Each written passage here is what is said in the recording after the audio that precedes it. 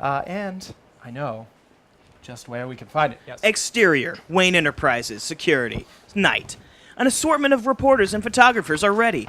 The Wayne limo pulls up. The photographers snap to attention. Alfred steps out of the driver's seat and opens the door for Bruce, Dick, et al.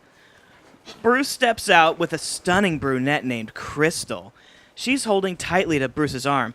Dick steps out with Harley Quinn around his arm. She is looking nothing short of fabulous, holding a medium-sized handbag. A medium-sized handbag. Once again, Gossip Gertie is here to bid greetings to all of Gotham City. This would normally be a modestly handled evening for the opening to a new security facility.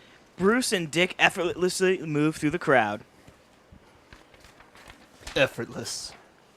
But in this case, the owner is Gotham's most eligible bachelor, and my close personal friend, Bruce Wayne.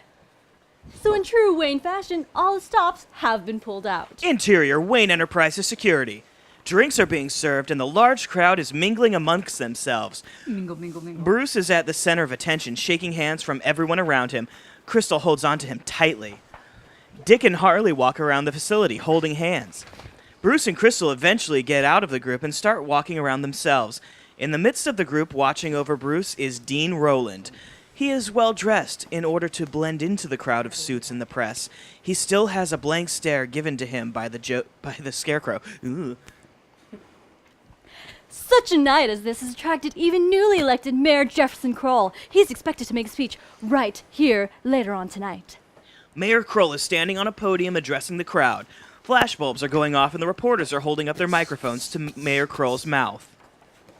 Yeah, and in closing, I have to turn on the microphone. And in closing, I must say that it is truly a wonderful people like our host, Bruce Wayne, to present to the people of Gotham City a brand new facility that not only brings more jobs to us, but lets us feel protected once again. Applause breaks out. Yay! I like that idea! Now we won't have to depend on a pair of costume vigilantes to carry out the justice the people of Gotham City deserve.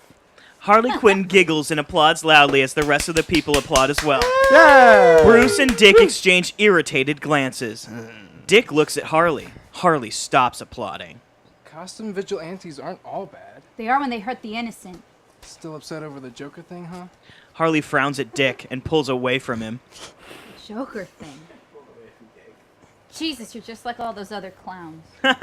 Mayor Kroll motions for Bruce to come up from the podium. Come, Bruce. Bruce, come on up here and say hi to these lovely guests. Crystal kisses Bruce on the cheek.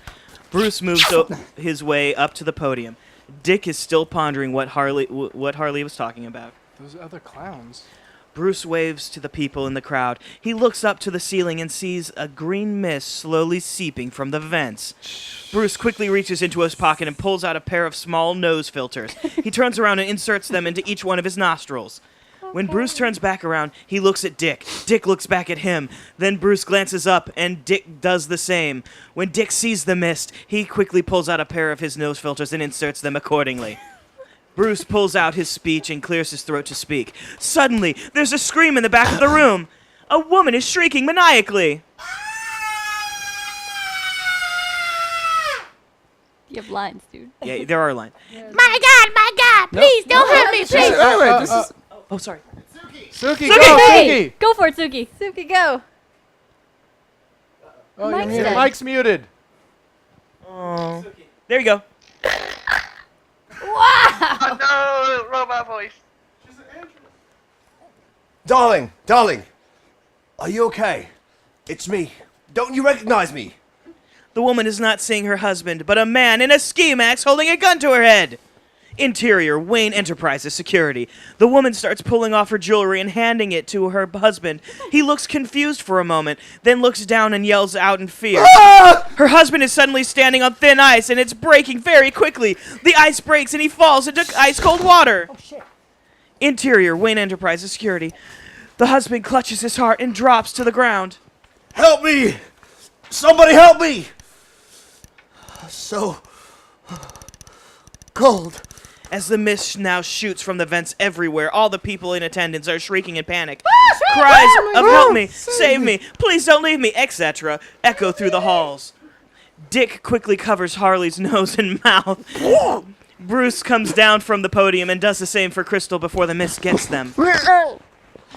We gotta get them outside. As Bruce and Dick move their dates out the door, his entourage is also seeing Mayor Kroll. They move him out the door. Exterior, Wayne Enterprises, security, night. Bruce and Dick run out the door, each of them holding their date. Right behind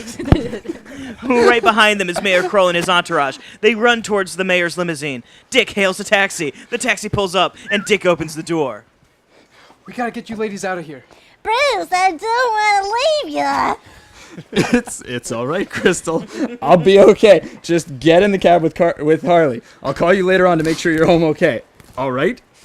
Well, I'm sorry things didn't end so abruptly back there. And I'm sorry what was said back there, really. Harley turns her back to Dick and gets in the cab. Crystal follows her in. Crystal looks back at Bruce. I had a wonderful time, Brucey. Call me, please. Bruce nods and shuts the car door. Then he gives a 20 to the cabbie and the car takes off. Once the cab is out of sight, Bruce and Dick race towards the Wayne limousine. Alfred is already opening the trunk. You'll call her, huh? Of course I will. Yeah, right. Mayor Kroll is getting into his limousine. He turns to his Secret Service men. Yeah, I'll be fine. Stay here and see if you can help these people. I'll go with you, sir. Mayor Kroll and the Secret Service men get into the back seat, and the car drives off. The rest of the security force walk back into the security facility. Exterior, Gotham City, night. The cab carrying Harley and Crystal drives down the street. Interior, cab. Harley keeps looking back at the security facility. Crystal is lost in her own thoughts, if you can call them that.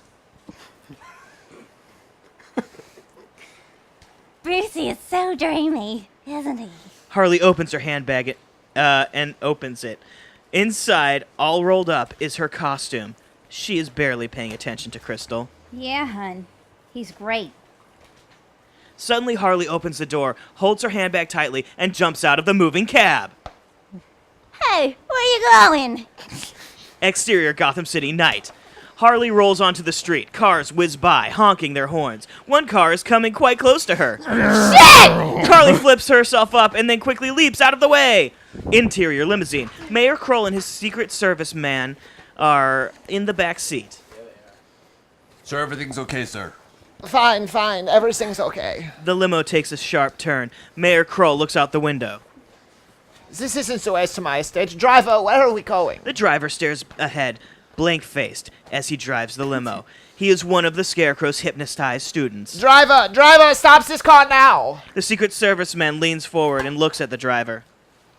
Hey, you're not the regular driver. Without a word, the student reaches into his pocket and pulls out a small pistol. He shoots the Secret Service man in the head.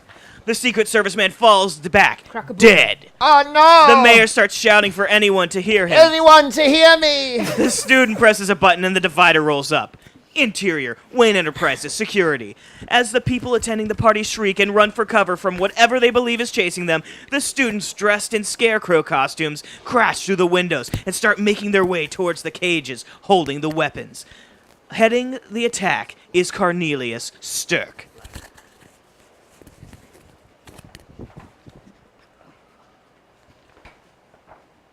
Beautiful fear is the catalyst. Chaos is the reward. As some scarecrows break open the cages and pull out the artillery, others are getting it out of the room. Suddenly, Batman and Robin crash through the windows and leap at the scarecrows. Stirk sees what is happening and points to Batman and Robin. Kill them! The scarecrows all run towards Batman and Robin, but both of them do a good job of keeping them down. We gotta get these people out of here! I'll keep these guys down. You get them out to safety. Robin runs up to the windows and breaks them all, getting some fresh air into the building. Then he starts herding the crowd into the streets. They are all still in a panic, but they are starting to calm down now that some fresh air is in their lungs. Batman is busy knocking down the scarecrows. Stirk gets off the stage and runs to collect some weapons. Batman pulls out his batarang and tosses it, taking out a few of the scarecrows at a time. Then he uses his grappling hook to tie down a few more. Robin runs back inside the building and sees Stirk. Stirk! Stirk looks up at Robin as he charges at him. Robin knocks down Stirk and kicks him in the head. Stirk falls to the ground. While he's on the ground, Stirk looks up at the scarecrows that are still standing. Bring me the bird boy's feathered head! The Scarecrows advance on Robin, which distracts him from going after Stirk. Robin follows Batman's lead by pulling out his batarang and grappling hooks. Soon enough, a large portion of the Scarecrows are on the ground. Stirk runs out the door. Robin watches him leave. You're going down, Stirk! Suddenly, Harley Quinn leaps out from outside and kicks Robin in the chest. She then flips around him and kicks him in the legs. Ow! Robin looks up and recognizes the outfit. Harley? Batman runs up to help Robin, but Harley pulls out a smoke bomb and throws it to the ground. The bomb explodes and smoke is everywhere. Neither Batman nor Robin can see. As the smoke slowly seeps out, Harley makes her way to the tied-up Scarecrows and cuts them loose. Then the Scarecrows grab some weapons and quickly make their exit. Robin notices the Scarecrows are leaving. They're getting away! Robin runs out the door, trying to chase them down. Exterior, Wayne Enterprises, security, night. Robin runs outside to see that nobody is there. He drops to one knee and to catch his breath. He slams his hand on the road in anger and frustration. Batman comes up to Robin as police cars pull up. Robin looks up at Batman. That was Harley. That court jester that ambushed was my date tonight. Batman helps Robin to his feet. Exterior, Gotham University, night. The limo pulls up in front of the university. The main door opens. Loud footsteps are heard. Interior, limousine. Mayor Kroll is wide-eyed, looking around the backseat for any way out. His Secret Service man is still lying there dead beside him. When he hears the sounds of footsteps getting closer, his breathing becomes more erratic, and his heartbeat accelerates. Suddenly, the door flies open, and the light from outside fills the backseat. Mayor Kroll gives a terrified look. A cloud of green mist moves towards Mayor Kroll. Welcome to my master plan, Mr. Mayor. Yeah, oh my god! There'll be a time for that later. As for now, I have need for you. The mayor inhales the green mist. Mayor Kroll sees a large poisonous snake crawling their way towards the limo and into Mayor Kroll's body. Get some off me, snakes! Snakes! Please get some away from me! They'll be gone forever, Mayor Kroll! As long as you cooperate! Scarecrow reaches in and grabs Mayor Kroll by the shirt. He then slowly pulls Mayor Kroll out of the limousine. I'm being pulled. Interior, Wayne Manor. Bruce and Dick are watching the television because they're always watching television. A female anchor person is on the screen. Only Am a I few Dick? short. Yeah. Only a few short hours ago, Wayne Enterprises' grand unveiling of their new security facility was cut short by a fierce attack. Although the witnesses' reports were overall different, with some claiming to see giant killer bugs and others seeing the ground open up, the one thing they can all agree on is how it began. According to witnesses, a green mist filled the room and an army of what can only be described as scarecrows crashed through the windows. Gotham Police has taken in reformed criminal and psychology professor Dr. Jonathan Crane for questioning, but were forced to release him after an alibi proved he was not involved. Jonathan Crane had this to say. The image on the screen changes to Jonathan Crane speaking up in front of a large group of microphones. Of course, yes. You asked me if I hold any ill will. The answer is, of course, not. The police have done a remarkable job trying to grab a hold of this unfortunate situation, of course. And it is only natural that they come to a man who would willingly taken part in it in his past. But that, of course, was the past. And I have left that life behind me, yes. And it has been given up in exchange for the safe, albeit less than adventurous, job of teaching. On a lighter note, I would like to commend the choice of wardrobe. From what I've heard, those pretenders to the throne, they looked splendid. Crane smiles and the reporters laugh at his little joke. The image changes back to the anchor. Bruce and Dick exchange angry glances. Despite a valiant effort by Batman and Robin, the Scarecrows escaped and a large amount of weaponry was successfully stolen. According to other witnesses after the attack, another figure was seen assisting the army of pretenders to the throne. Identified as a female disguised in an outfit not unlike a court jester, this woman no doubt will mean more trouble for Gotham City. At this time, Bruce Wayne could not be reached for comment. Dick's fist clench at the mention of the court gesture. A piece of paper is handed to the anchor. This just in. The anchor reads the paper. The police has just received word from the Gotham Secret Service that Mayor Jefferson Kroll has been reported missing. Bruce and Dick both stand up when the news is heard. He was last seen after the chaos of the security facility broke out. Mayor Kroll was a guest speaker and was rushed into his limousine to take him back to his estate. As of now, neither the mayor nor the limousine have been found. Come on, let's go.